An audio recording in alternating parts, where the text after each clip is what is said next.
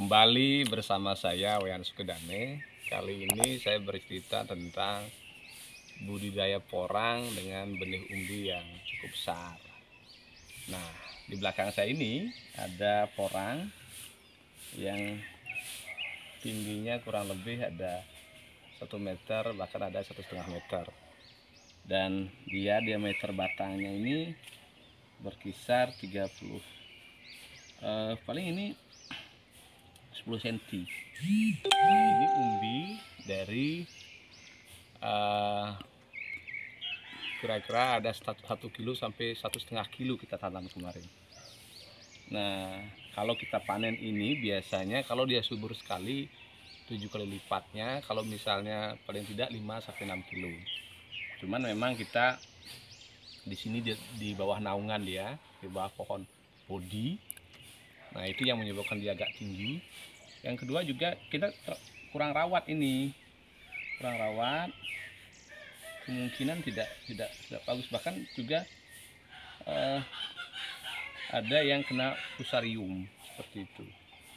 Tetapi ini ingin membuktikan bahwa porang dengan benih umbi hasilnya juga gede seperti itu.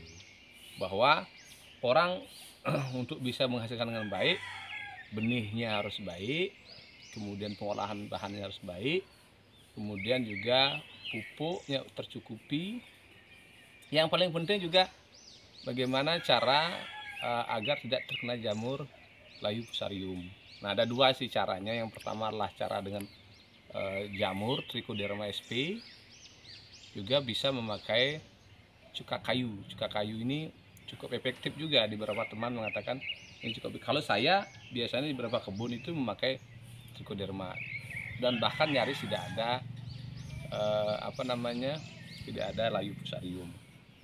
Nah, porang-porang saya ini kalau kita bongkar ini nanti di bulan Mei Juni setelah pipa, ini bisa berkisar sampai 5 kilo. Bahkan nanti bisa ditunjukkan nanti bahwa ada porang yang cukup besar, ada 2 pohon itu bisa di atas 10 kilo. Karena memang bisa dibayangkan besar kecilnya itu bisa dilihat dari batang, diameter batangnya. Nah, kalau secara teori kan sudah sering saya katakan besar umbi itu 3 kali dengan dari diameter batang. Yang kedua juga dari banyaknya cabang. Kalau ini kan cabangnya banyak, dia semakin besar cabangnya di sini juga banyak. Nah, itu kurang lebih penjelasannya bahwa di Nusa Pida subur untuk porang ditunjukkan dari porang-porang raksasa, tanda kutip saya katakan demikian, yang bersumber dari benih umbi di atas 1 kilo. Benih porang itu ada 3, spora, katak, dan umbi. Nah, kalau benih katak dan spora kan sudah saya jelaskan pada video yang kemarin. Kalau benih umbi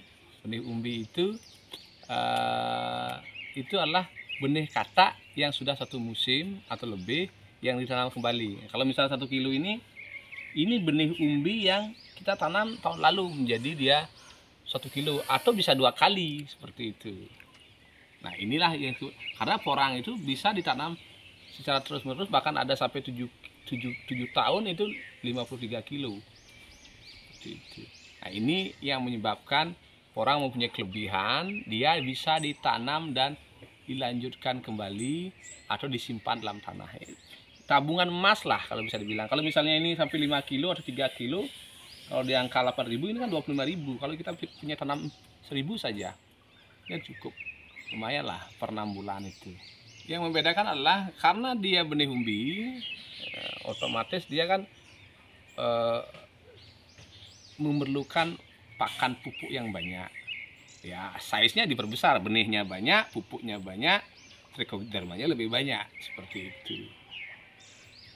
Dan dia jarak tanamnya kalau misalnya benih umbi itu 0,5 meter lah paling tidak, karena besar. Umbi itu harganya relatif lebih mahal ya. Kalau misalnya per kilo kita beli benih umbi itu misalnya harga 8.000 per biji, kalau kita beli 1.000 kan sudah 8 juta.